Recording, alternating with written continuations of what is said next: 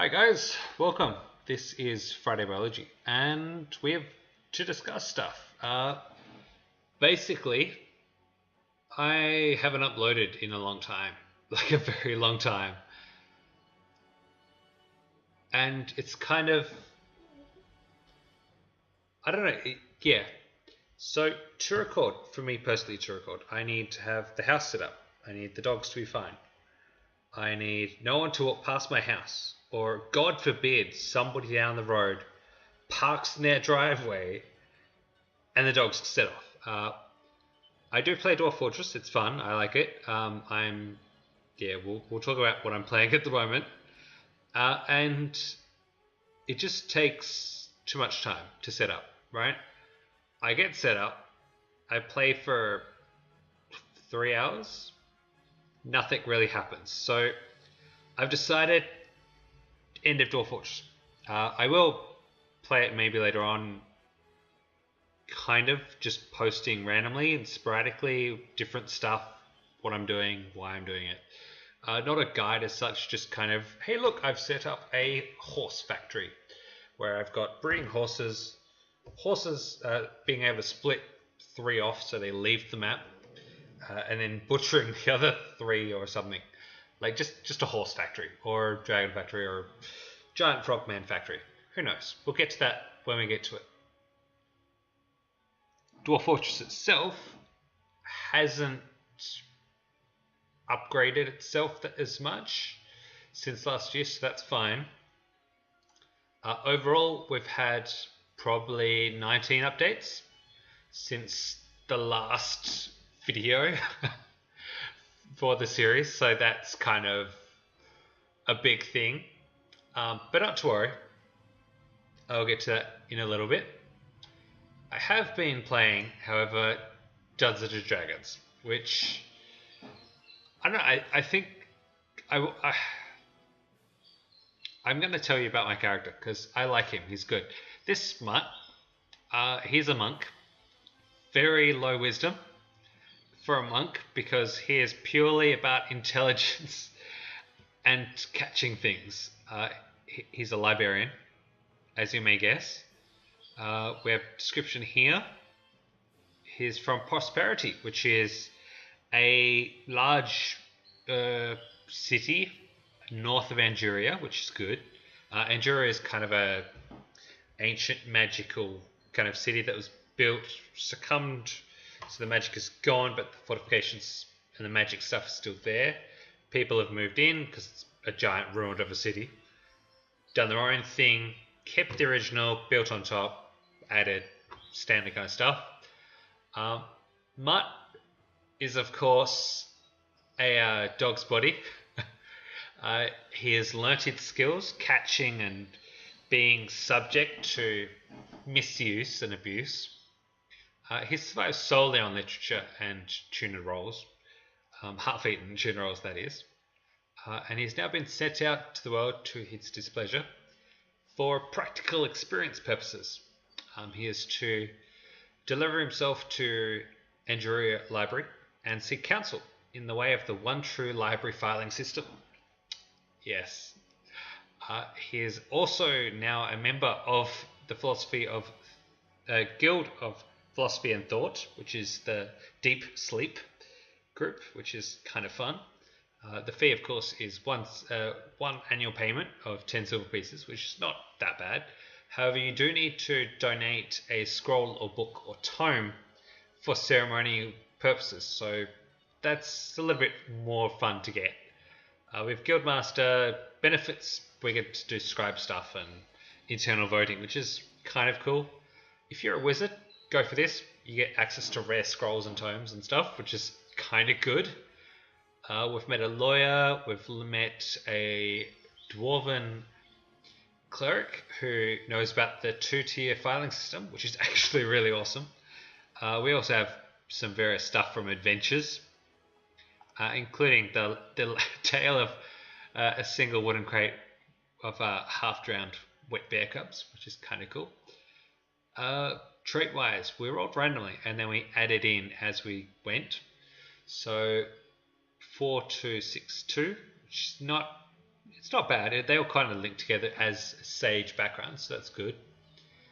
Beauty is in the eye of the beholder, which is kind of good in that we then have Mother Hen, which is hoarding of written material from others until betrayed. So I will take your scroll for 2 rations, and then when I'm barely starving, I may give it back. I may not, of course, depending on the GM. Yeah, it's gonna be fun. And we're only part of this party because of the initial adventure. If it wasn't for that, we would be gone. So we kind of have to have a bond of ties that bind. And then we have our initial gathered trait, which is order and literature. So personal hygiene and a person's own sense of their own personal hygiene, and the hatred of anyone who destroys written knowledge. So that then links back in with Mother Hen, kind of. It's pretty much the same thing. Being a monk, we have a few proficiencies. We gain minus spell cantrip, which is minor illusion. It's actually pretty handy. I haven't used it yet. Monk, but we're only using defensive stuff. So catching missiles, if we can reduce damage by 1d10 by 6, we can actually catch the missile and in the same reaction throw that ammo ranged attack back at them with a monk proficiency at 6 by 20, 20 by 6, which is actually kind of cool. We went with linguist because I wanted languages, which means that we're proficient with a few additional languages as well as the original starting 2, which is Dwarvish, common. Dwarvish simply for that 2 tier. Yeah, it's fine.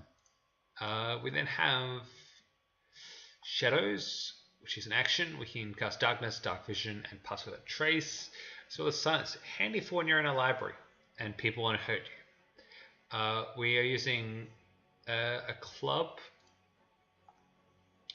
as a weapon. This is actually a tome, so a book, heavy book. We then have equipment, including, where is it? There's a book somewhere. There, book. It's only 2 and a bit kilos, but it hurts when it rains down on your testicles. So beware of this guy.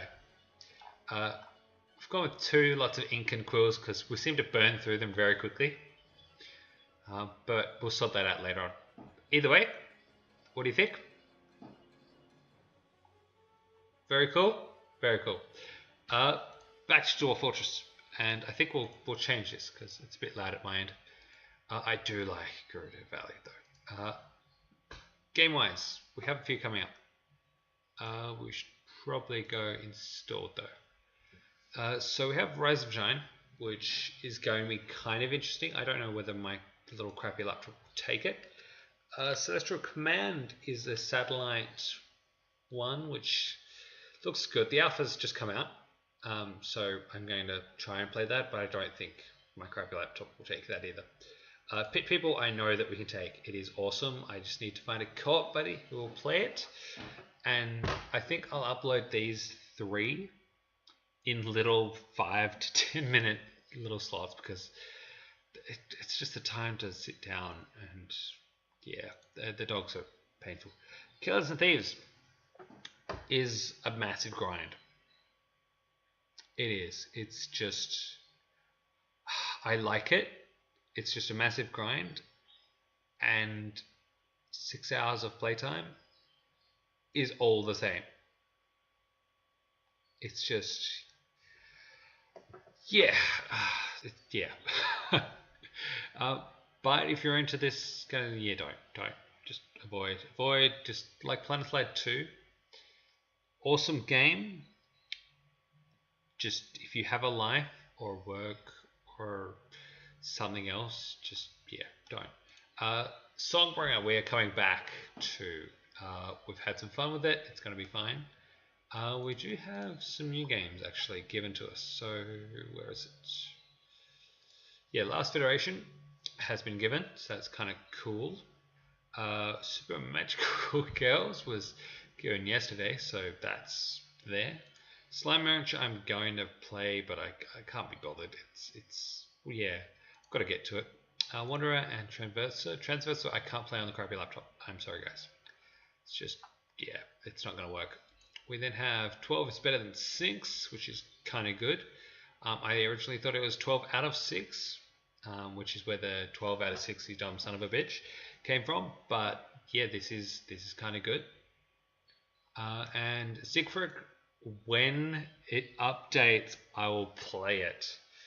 It hasn't been updated for almost a year, and that was a minor patch. The stuff is there on the beta version, and he's updating that.